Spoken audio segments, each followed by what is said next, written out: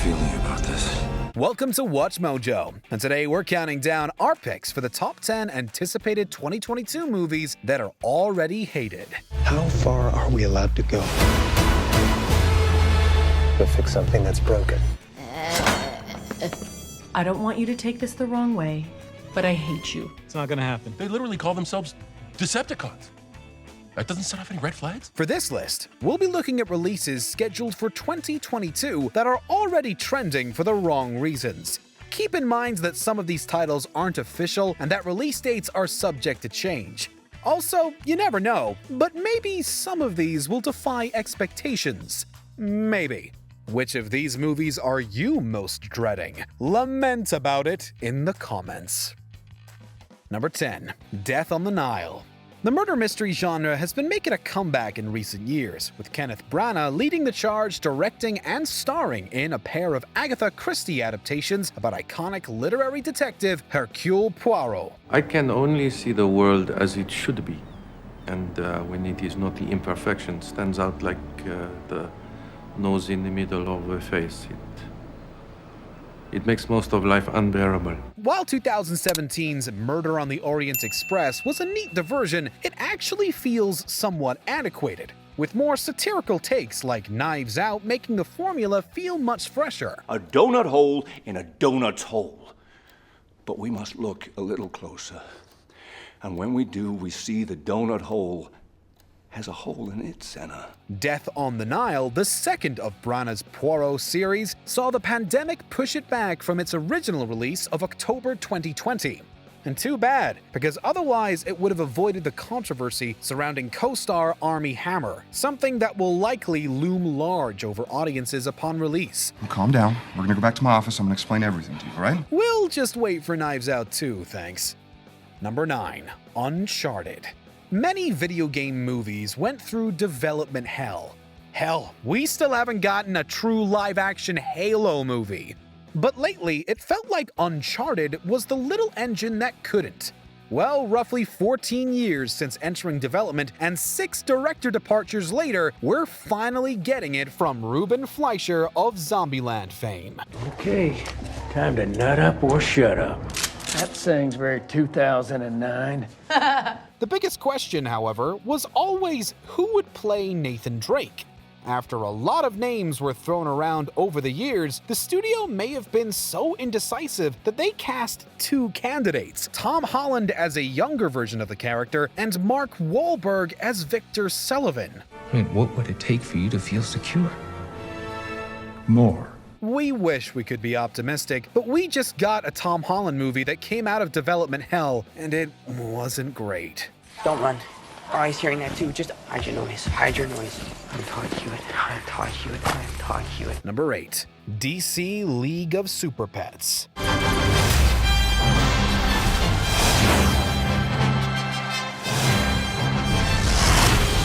Look, 2021 already saw the release of the Paw Patrol movie, so why do we need this one?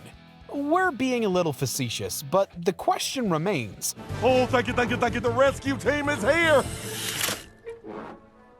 A dog? Unaffiliated with any other current DC film franchise, League of Super Pets is set to be a computer-animated adventure featuring all our favorite pets of JLA members, such as Crypto the Super Dog, Ace the Bat Hound, and Jumpa, Wonder Woman's kangaroo.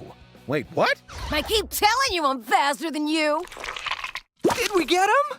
Yup, and we got dessert too. Ignoring that for a moment, the cast list does sound somewhat enticing, with Dwayne Johnson and Kevin Hart playing Crypto and Ace, respectively. But we gotta ask, between the Jumanji movies and Central Intelligence, how much more Dwevin can we really take? Probably a lot, but not here. I'm swaddling you. I know what you're doing. I'm swaddling you. I know what you... Come here. Oh, God! You know what? We're leaving. Let's go. Number 7. Indiana Jones 5. You know, for an old man, you ain't bad in a fight. Thanks a lot. What are you, like 80? If you thought Harrison Ford was old when he made Kingdom of the Crystal Skull, he'll be 80 by the time the next installment comes out. Granted, that didn't turn out to be the ideal outing for Ford to go out on, but do we really need to make the same mistake again when Indy already literally rode off into the sunset in The Last Crusade?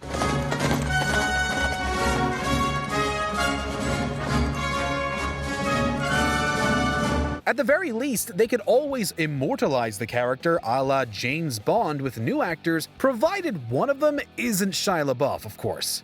Also, we love what James Mangold did with Logan, but without Steven Spielberg at the helm, will it really be the swan song we deserve? Stop, you're gonna go off the cliff. That's the idea! Bad idea, give it away, Mom. Trust me! Number 6. Transformers: Rise of the Beasts. In all fairness, Bumblebee, the most recent Transformers movie, was a serious breath of fresh air, and Rise of the Beasts will reportedly be a sequel to that. Because of you, we have a future, B-127.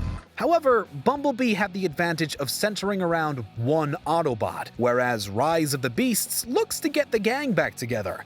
And let's face it, every Transformers movie with a lot of Transformers became pretty unfocused pretty quick. You ugly mess. Did you forget who I am? Granted, the director of those entries, Michael Bay, won't be returning, as instead Stephen Caple Jr. of Creed 2 will be joining the franchise. It's your time. As good as that sequel was, we've been burned too many times by Transformers movies to regard new ones with anything other than trepidation. It's terrible. I mean, it's so sad, you know, but I mean, isn't it? I mean, it's late onset of, robot dementia. Not at all pretty. Number 5. Morbius.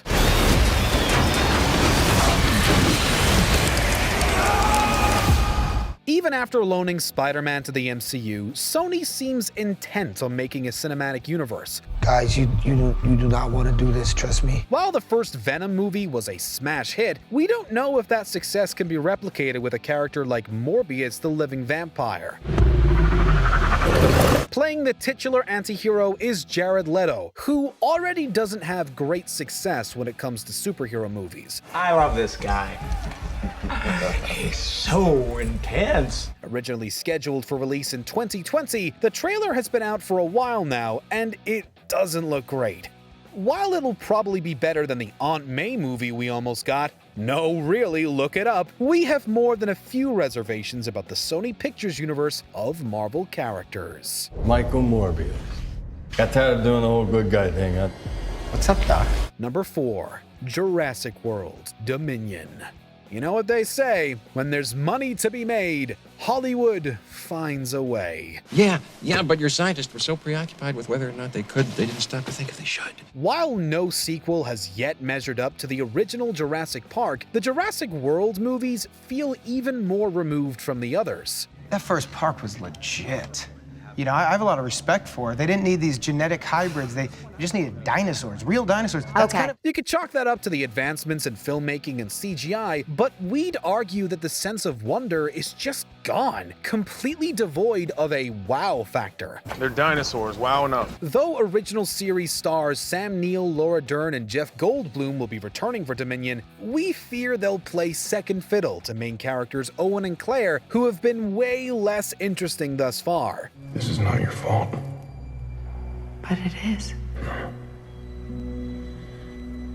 This one's on me. Unless this is somehow great, we're about ready for the franchise to go extinct.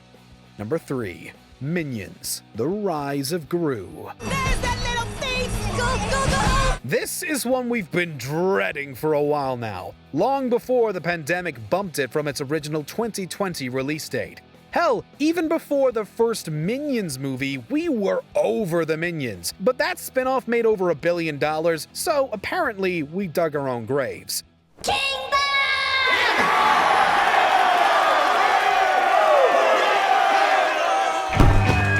Set in the 1970s, the film will be a prequel that shows a young Gru's dealings with the yellow monstrosities. So we'll at least get Steve Carell's vocal stylings to temper the inanity. This is the biggest day of my life! This kid just stole something from the worst villains in the world! Still, he is severely outnumbered, and in the minion apocalypse, so too will we. Are we sure minions aren't one of the biblical plagues? No, I don't think so. Number 2. Fantastic Beasts: The Secrets of Dumbledore. You came today because you crave something new. Something different. Oh boy, where to start with this one. The first Fantastic Beasts looked to be a fairly neat, if unnecessary, glimpse into a subset of the wizarding world. But the sequel got all kinds of bogged down in mythology and world building. Suddenly, 5 of these movies seemed like a lot. Of course, you can't talk about this movie without addressing the Johnny Depp in the room, or rather, the lack of him. I hate Paris.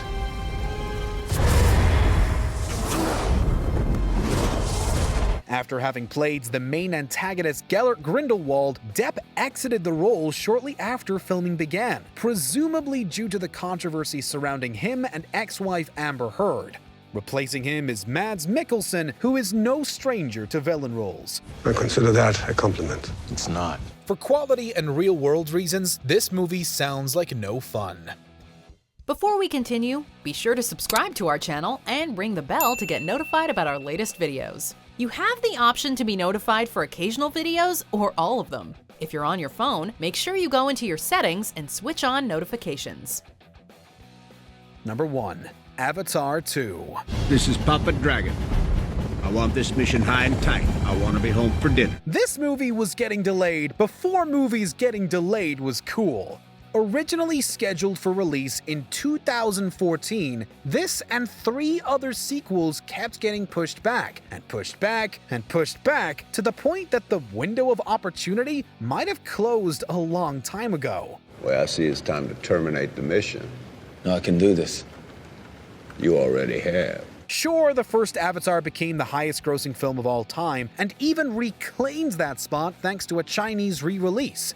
But the years have not been so kind critically. For one, its then revolutionary visual effects have been matched by other films, and its story and themes haven't held up very well either. We should probably know better than to doubt James Cameron, but we are really over Avatar. Give it up, Quarch! It's all over. Nothing's over while I'm breathing. Do you agree with our picks? Check out this other recent clip from WatchMojo, and be sure to subscribe and ring the bell to be notified about our latest videos.